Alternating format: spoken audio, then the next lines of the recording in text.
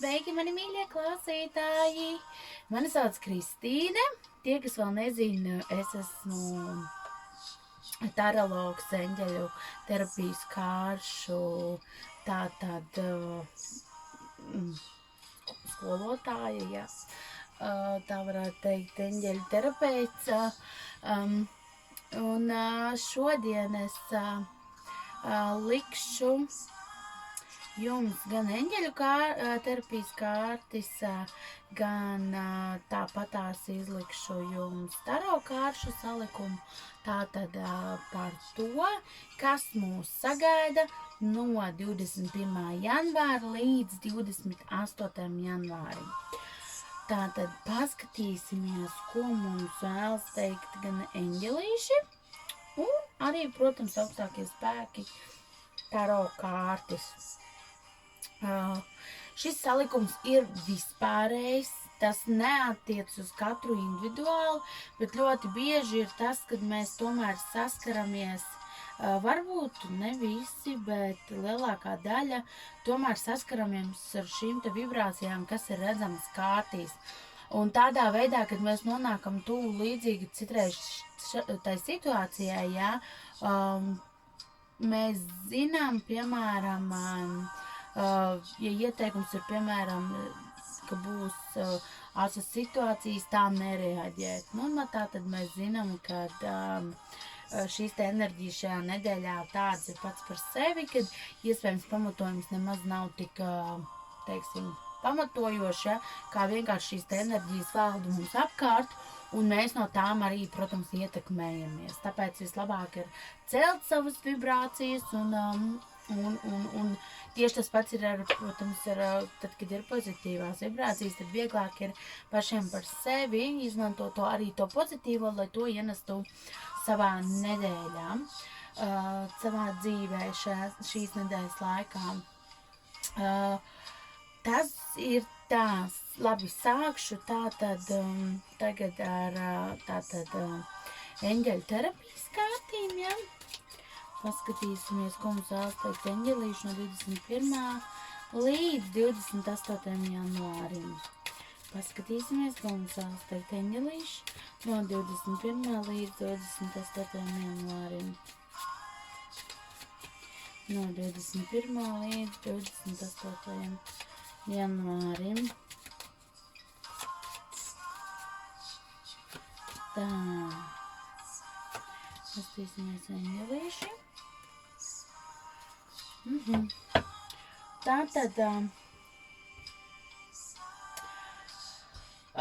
šajā nedēļā ļoti, bet vispār, mums ir tās kolektīvās bailes šobrīd vēl saistībā ar to Covid un Covid laiku. Mums ir tātad ieteikums no eņģeļiem ir atteikties no savām bailēm. Tātad no tām tiešām mēģināt domāt par pozitīvo savā dzīvē, ieviest pozitīvo un bailes atlaist, palaist un jebkuras bailes sākumā ir jāpieņem, lai cik tas, protams, liekas grūti, bet viņas ir jāpieņem un jāatlaiž. Tādā veidā tas viss ir vieglāk, jo vairāk mēs baidamies no savām bailēm, jo vairāk mēs pakļaujamies šai baiļu enerģijai, ir jācenšās tās pieņemt un skatīties, kādā veidā mēs varētu mēģināt šo tēmu, tātad, kā mēs viņus varam, teiksim, atrisināt tā, lai mēs tās bailes spējam atbrīvoties. Jo šī nedēļa būs labs laiks, lai to arī izdarītu. Eņģeļi mums palīdzēs. Protams, mums ir pašiem, teiksim tā, jāatgādina eņģelīšiem, ka mēs viņiem ļaujam to darīt un ļaujam to palīdzēt. Un tātad Erceņģelis Mihails un Erceņģelis Rafaels ir tie, ko mēs varam piesaukt palīgā. Tie ir lielie erceņģeļi, lai no šīm te bailēm atbrīvotos, lai, teiksim, paši gūtu mieru tā jau šajā trauksmēnajā laikā. Un tā. Vēl mums ir ļoti jādomā par to, ko mēs runājam. Jāpasaka ir viss, kā mēs jūtamies. Jāizrunā ir viss, kas ir sasāpējis. Visas tēmas, kas ir sasāpējušas ar kādu. Varbūt tās ir neizrunātas attiecību tēmas. Varbūt tās ir neizrunātas draudzību lietas vai darba lietas. Šajā nedēļā lūgums to izdarīt, jo savādāk mēs varam pat iedzīvoties ar kakla sāpēm, ja? Jo ļoti bieži ir tā, ka mums tā kā krekšķis ir un tāds sāp kakls un viss. Tas ir tādēļ, ka mēs savas emocijas norijām, mēs viņas mēģinam apēst, bet viņas tur paliek un viņas tur stāv un beigās moca mūs un mēs netiekam uz priekšu, jūtamies slikti, vai ne? Un viss kā jau tas ir, kad, kad kakls to saka, kad nav kaut kas labi. Tādēļ ļoti jāpievērš uzmanība ir, ko mēs sakam, jā. Un pēc iespējas padomāt, teiksim, arī par to, kā mēs šo informāciju pasakam kādam, tā, lai tas nav aizvainojoši un viss, bet labāk ir pateikt, nekā to turēt sevī, bet, protams, pasniedzam šo te informāciju saudzējoši, tā, lai otram cilvēkam tas arī nav tāds ļoti jās. Līdz ar to arī pret jums reakcija būs saudzīgāka. Un vēl mums ļoti tūs nākamnedēļ būs arcangēlis Rafaels. Rafaels tas ir piedošanas eņģelis, žēlsirdības eņģelis. Tātad viņš mums būs blakus un atbalstīs, ja, tātad tiem, kam tas būs ļoti nepieciešams. Šis ir laiks, lai mēs būtu arī žēlsirdīgi viens pret otru. Laiks, kad ir jāsaliedējās, laiks, kad ir jādomā vairāk par to, kā mēs spējam izpaust mīlestību, nevis gluži otrādi, kad jau ir saspringts laiks un mēs vēl izdalām negācijas, nevis izrādam mīlestību, tad pārdzīvot grūtos laikus ir vēl grūtāk. Tādēļ ir jādziedinās. Un to es arī iesaku nākamnedēļ, tātad dziedināšana, piedošana. Ja, izdziedināt arī mēs varam sevi, kā mēs to varam darīt. Atbrīvoties no tām pašām bailēm ir sevis dziedināšana. Meditējot, pavadot laiku dabā, pavadot laiku pat vienatnē reizēm ar sevi ir ļoti nepieciešams atpūsties. Arī tā ir sevis dziedināšana, ja. Nenoslogot sev tik ļoti jau, kad mēs jau vairs nespējam. Tātad tas ir tas, tagad es izlikšu nākamo nedēļu, tātad no 21. līdz 28. janvārim tarotkārtis. Tātad, kas mums ir jāzina, ko mums vēlas pateikt augstākie spēki. Tā jau krīt, ko mums vēlas pateikt augstākie spēki, kas mums būtu jāzina. Kas mums būtu jāzina no 21. līdz 28. Kas mums būtu jādara. Tātad paskatīsimies. Izliksim, protams, šitās kārtas, jā. Tātad, kas mums ir un kas mums ir šeit. Būs ļoti strauji notikumi nākamnedēļ, ļoti strauji arī kaut kādas nepatīkamas ziņas, konflikti. Es domāju, ka tas ir ļoti droši un visticamāk sakarā tāpatās ar mūsu politisko situāciju, ar to, kas notiek ar Covid un viss, kad tātad šonedēļ vēl visi jau ierobežojumi arī, cik ir pārcelti līdz 7. februārim un mēs jau cerējām, ka varbūt tā kā beigsies, bet Nu tā ir, un tādi ļoti strauji konflikti, viss, teiksim tā, es ieteikšu tā neuztvert visu tik asi un mēģināt mierīgi risināt to, jo būs ļoti daudz arī, sakarā ar darbu ļoti daudz iekšējie konflikti, ja, tātad, droši vien tāpat darba devējiem vai ņēmējiem, ja, un mēs ļoti daudz mēģināsim pilnīgi domu ziņā jau, teiksim, visu padarīt vēl sliktāk nekā tas ir. Ar domām celsim mūrus, ar domām celsim kaut kādas aizdomas, un līdz ar to tas viss darba vidē, kad mēs esam aizdomu pilni un nesakārtot un nesavākti, ja, ko es redzu arī citās kartīs, kad ir nepieciešams nākamnedēļ sabalansēt labais, sliktais, labās domas, sliktās domas. Nevar būt tikai viens vai otrs, protams, ir abi, ir tas iņa un jaņa. Ir jābūt balansam, ir jāatrod savās sajūtās, savās darbībās. Mēs arī nevaram skriet un iztukšot sevi darbā, kad mājās pārnākot mēs nesam nekādi, kad ģimene pēc tam mūs nesaņem vispār un mēs esam dusmīgi, neapmierināti vai otrādi atkal. Bet ļoti daudz tādas, konflikta situācijas būs saistīts ar darbu, ar darba lietām, ar darbības sfērām, jā, tā tad ļoti daudz arī neskaidrības, nesaprašanas, jā. Tā tad cilvēki būs nākamnedēļ arī, es teiktu, tādi,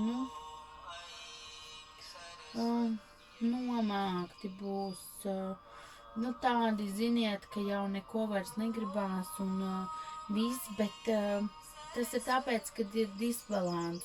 Es ļoti, ļoti gribu ticēt, ka mēs katrs spēsim atrast sevī to balansu, to spēku sabalansēt, lai mēs neatdodam sevi par daudz kaut kam, un citam mums neatliek ne spēka, ne laika, jā. Arī savās sajūtās atbrīvoties no šīm te bailēm, izvēlēties tomēr darīt arī kaut ko, kas iepriecina, tātad, jā, lai nebūtu šīs te sajūtas, kad nav kaut kas, un nākamnedēļ vēl, ko es gribēju piebilst, ļoti labi ir ieteikt uzklausīt un klausīt ieteikumus no tādiem cilvēkiem, kas ir garīgi bagātīgi. Es sevi pieskaitu pie viena no šādiem veida cilvēkiem, kas spēj nest šo te gaismu un šo te informāciju tālāk, ja. Un tāpat es cenšos palīdzēt ar šīm lietām, un arī tādiem cilvēkiem, teiksim, vajadzētu pievērst uzmanību un teiksim, ieklausīties viņos, ja, kas ir zinoši, gudri, tātad, protams, kas ir saistīti ar gaismu, ne tumsu. Un tātad tādi cilvēki, kas spēj palīdzēt, ja, tātad, un griezties arī pie tādiem cilvēkiem, ja kaut kas kā ir nepieciešams, jo šādi cilvēki reizēm var ienest dzīvē ļoti lielu skaidrību, kad pašam nav pilnīgi nekādas skaidrības. Tas no manis taro salikumā būs arī viss par nākamo nedēļu. Nākamo nedēļu vēl būs, bet ar februāru vajadzētu mazliet tā kā tām emocijām un viss mazliet sakāpināties. Mēs vēl mazliet valkam astīt no 2020. gada, bet lēnām šis būs tāds, ziniet, tāds rehabilitācijas gads, ka mēs lēnām attapsimies no 2020. Un līdz ar to tas pirmais mēnesis parasti jau ir vienmēr, kad mums liekas gada sākumā, ir enerģija un tik mēs ejam, un tad, kad uzreiz nenotiek nekas, tad mums liekas, bet, nav, un mēs atkal tās enerģijas un viss. Un tāpēc mazliet, teiksim tā, meklēt sevi, meklēt tās garīgās lietas sevi, balansēt sevi. Tas ir šajā nedēļā, es to ļoti iesaku, jo tad mēs šīs te pārējās enerģijas, kas nav nepieciešams, mēs viņas vieglāk pārvaldīsim pār mūsu, tad jūs tas pašu, teiksim tā, neskars vai skars daudz mazāk nekā tos cilvēkus, kas diemžēl, šīm enerģijām pakļausies. Tas ir viens. Tātad, ko es vēl gribēju piebilst, tātad par to, kad es apakšā zem šī te ieraksta savā Facebook lapā, tātad Fortūna, ja, apakšā zem šī te ierakstiņa komentāru sadaļā ierakstīšu visas horoskopu zīmes, tātad, ja, pilnīgi visas. Un tātad jūsu uzdevums būs tātad līdz nākamai ceturtdienai, kad es lieku savus iknedēļas kāršu izlikumus, jums ir jāspiež tātad laika vai tur citu, vienalga kādu tātad emociju uz to komentāra zīmi, kuru jūs, teiksim, vēlētos, lai februārī 1. mēneša, tātad 2 nedēļām, es izliktu tātad aprakstu, kas viņas sagaidīs. Es izvēlēšos 3 populārākās zīmes, par ko būs visvairāk nobalsots, un tieši tām es izlikšu tātad februāra 1. 2 nedēļas, kas ir gaidāms, tur pieņemsim, piemēram, lauvām, jā.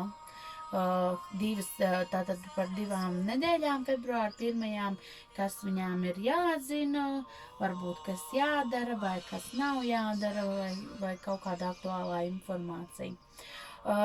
Šo es pastāstu te, un tad jūs sapratīsiet vienkārši apakšā, kas tie ir par komentāriem un kas ir jādara.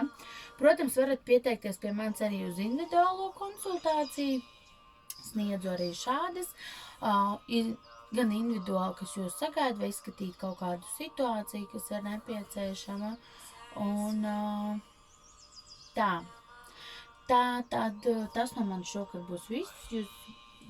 Un vēl es gribēju izteikt, kad rakstīt, varat man vai nu rakstīt tajā pašā Facebook lapā Fortūna, ja, tātad vēstuli privāti man, vai arī varat to darīt caur e-pastu fortuna@inbox.lv.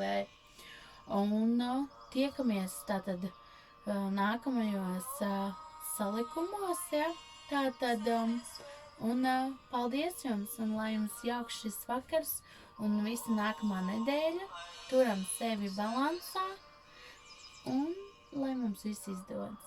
Paldies jums! Atā!